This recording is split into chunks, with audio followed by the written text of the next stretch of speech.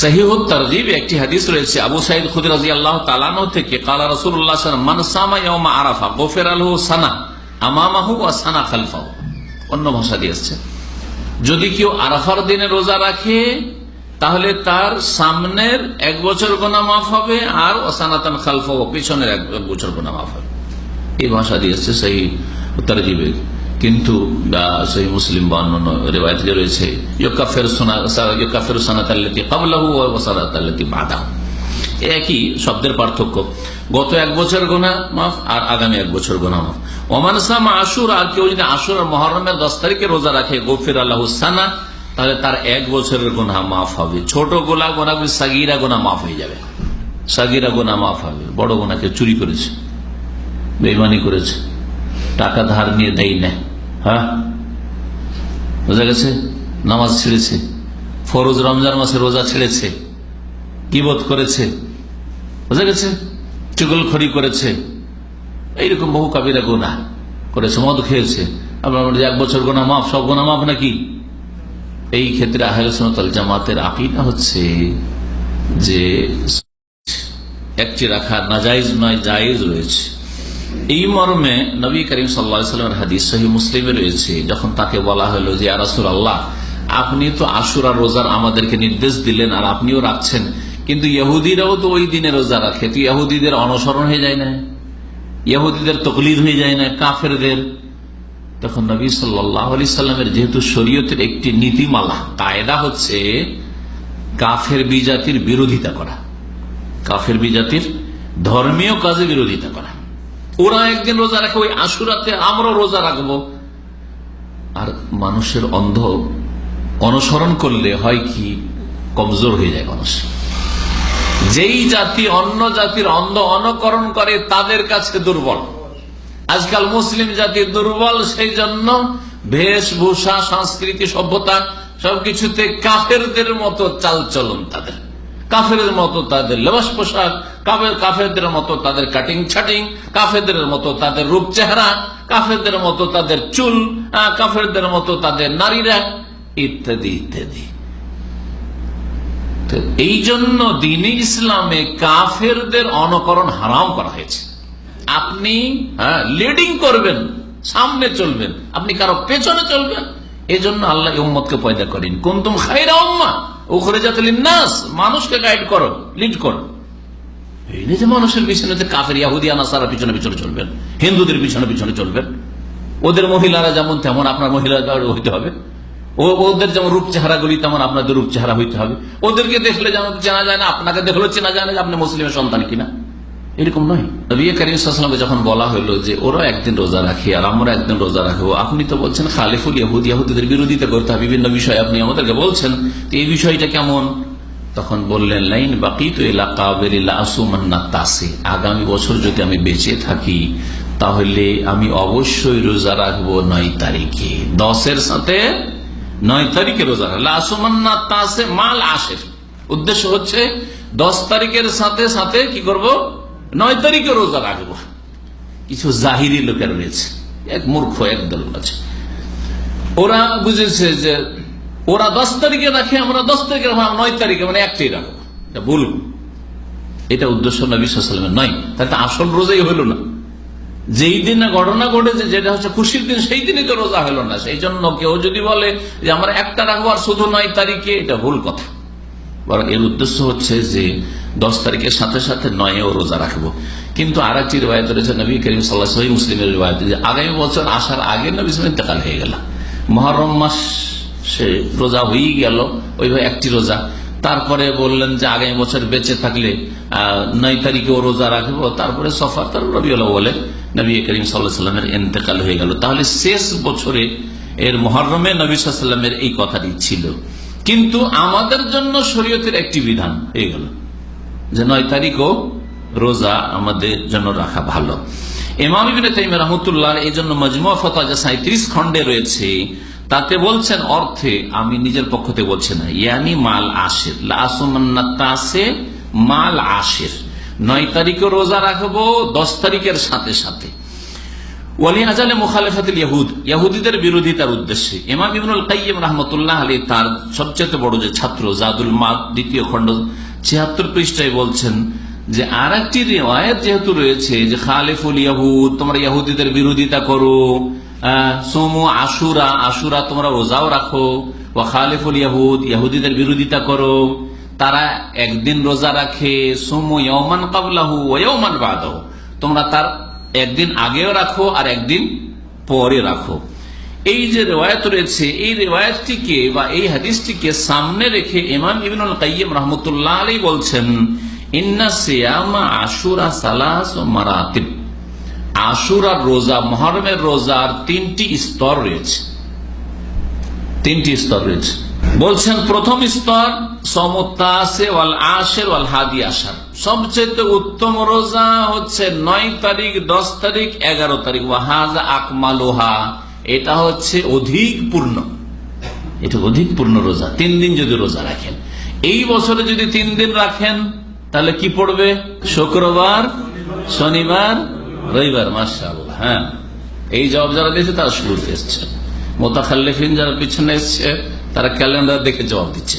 2 নম্বর হচ্ছে, 2 নম্বর স্তর বা দ্বিতীয় স্তর হচ্ছে সমতাসে ওয়াল আশির, 9 তারিখ আর 10 তারিখে দুটো রোজা রাখবেন, দুটো রোজা রাখবেন। ওয়া আলাইহি আকসারুল হাদিস, আর এর দলিলই হচ্ছে অধিকাংশ হাদিসগুলি, অধিকাংশ হাদিস প্রমাণ করে 2 দিনের রোজা। 3 নম্বর স্তর হচ্ছে যেটা তৃতীয় স্তর, সেটা হচ্ছে সওমুল আশির ওয়াল, শুধু 10 তারিখে রোজা রাখা। কারণ নবী সাল্লাল্লাহু আলাইহি ওয়াসাল্লাম সারা জীবনটা ওই প্রথম থেকে মদিনা গিয়ে শুরু করেছেন, আর ওই মক্কার হাদিস যে নবী সাল্লাল্লাহু আলাইহি ওয়াসাল্লাম রাখতেন ওটাও যদি হতো তার আগেও রোজা রেখেছেন। বিশেষ করে মদিনা গিয়ে জানতে পারলেন যে এটা কি, কারণটা কি, এই রহস্য কি এই রোজার। ইহুদিদের কাছ থেকে শুনতে পারলেন যে এই দিনে ফেরাউনকে আল্লাহ ধ্বংস করেছেন এবং মুসা আলাইহিস সালাম এবং তার জাতিকে আল্লাহ পাক মুক্তি দিয়েছেন, খুশির দিন এটা আমাদের জন্য, আল্লাহর দুশমন ধ্বংস হয়েছে আর আল্লাহর দোস্তদেরকে আল্লাহ পাক রব্বুল আলামিন যা দিয়েছেন, খুশির দিন। তো তখন থেকে শুরু করে 10 বছর পর্যন্ত নবী করিম সাল্লাল্লাহু আলাইহি ওয়াসাল্লাম একটি করে রোজা রেখেছেন, ঠিক না? তো এই জন্য সেটাও জায়েজ, কেউ যদি একদিনও রোজা রাখে সেটাও জায়েজ। ওয়ালা ইউকরাহু আলা সাহিহ, ইবনুল কাইয়িম বলছেন যে সঠিক মতে একদিন রোজা রাখলে মাকরুহ, অপছন্দনীয় হবে না। তাহলে বোঝা গেল কেউ কেউ বলেছেন একদিন রোজা রাখা মাকরুহ, অপছন্দনীয়। কেন? তাতে ইহুদিদের বিরোধিতা হয় না, তাদের অনুকূলে হয়ে যাচ্ছে। ইমাম ইবনে তাইমিয়া রাহমাতুল্লাহ আলাইহি তার একটি কিতাব রয়েছে আল ইখতিয়ারাত, ইখতিয়ারাতের পৃষ্ঠা 101-এ তিনি এই কথাই বলেছেন যে একদিন কেউ যদি রোজা রাখে সেটা মাকরুহ নয়, কিন্তু এটা হচ্ছে নিম্ন স্তর। তার উপরে স্তর হচ্ছে 2টি রোজা রাখা, অধিকাংশ হাদিসগুলি তার প্রমাণ বহন করে। আর সব আকমালুল মারাতিব, সবচেয়ে উচ্চ স্তর হচ্ছে 3টি রোজা রাখা, 9, 10, 11। তবে এখানে একটি কথা শুনিয়ে দিই, যে হাদিসটি এখন শোনাইলাম ইবনুল কাইয়িম রাহমাতুল্লাহ আলাইহি উল্লেখ করেছেন যে তোমরা ইহুদিদের বিরোধিতা করো, আশুরা রোজা রাখো, আর তোমরা একদিন তাদের বিরোধিতার কারণে আগে রাখো এবং একদিন পরে রাখো। এই হাদিসটি মুসনাদে আহমদে রয়েছে আর বাইহাকিতে রয়েছে, আব্দুল্লাহ বিন আব্বাস রাদিয়াল্লাহু তাআলা আনহু থেকে বর্ণিত। আল্লামা আলবানী রাহমাতুল্লাহ আলাইহি এই হাদিসটার স্টাডি করে যায়িফুল জামের 3506 নম্বর হাদিস, এতে হাদিসটিকে যঈফ বলেছেন, দুর্বল, অনেকেই যঈফ বলেছেন।